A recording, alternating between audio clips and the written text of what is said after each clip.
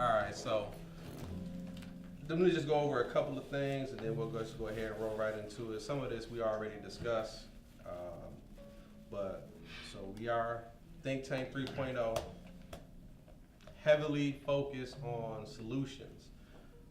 For anyone who doesn't know, this is the third go around of the think tank. First, which is best practices for educating students who may live in or come from an impoverished area. The second is how to garner community support and galvanize resources for your students. And the third, within the parameters of the current design of education, how do you maintain highly effective instruction and produce high numbers for student achievement? So we'll revisit these prompts as we go, but that's kind of the backdrop for today's conversation. So gathered, we have 5, including myself, 4 very dynamic educators who, when I spoke to you all individually and actually had the privilege to witness you all in action and be familiar with your practice of educating our students, I know that within this room and the brain trust that's seated at this table, we can certainly identify what has been effective for you all, and ideally bring those effective strategies to scale to anyone who may be viewing or receiving this information from today's discussion. So I had a real conversation with the students, which are all male students, and said that you may not have a job, or you may not get a job, but you don't have a reason to not sustain yourself or your family or your community. And the question became, well, how do you do that?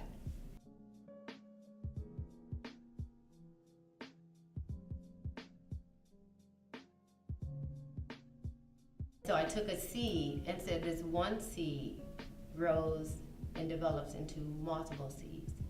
And so if you know how to utilize that seed and to produce more seeds, you not only feed yourself, but you feed your family and you feed your community, and that feeds the world. Yeah. And so looking at that aspect, because they were like, well, how does this translate to math? So then we go and look at how does 1 produce 100? How does that 100 produce 1,000? But not only speaking of, we had to put it into action. So we planted that seed. Just want to go over a few things. So you've been with the think tank since day one, when we shot the men's think tank a little over a year ago. And in that time, we've had a chance to kind of touch base with one another. And I've been a fan of your success that you've had as a principal. And I think the numbers are as such, you took your school from the time you got there to where you are currently, which has been 2 years? 3 years. 3 years? My 4th year. Okay, from the 14th percentile to the 53rd percentile.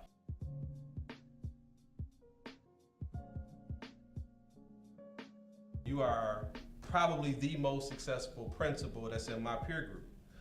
And I know quite a few principals, but to have that type of success is remarkable. I know you're a humble guy, but today I kind of want you to go over in a clear and concise manner some of the things that you've been able to do with your team, because I know you attribute Absolutely. a lot to your team, with your team to bring about that success.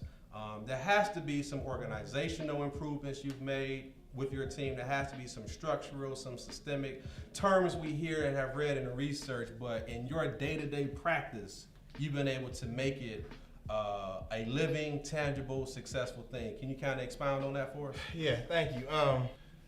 The people that you hire, the people that you put around you that is going to be on the day-to-day grind, I give a lot of accolades to the teachers because they're frontline every day with the scholars. So my philosophy is this, simply that you have to build that relational capacity so the teacher want to be there. So is there a need for us to establish measurements of student growth that go beyond that incorporates standardized test scores?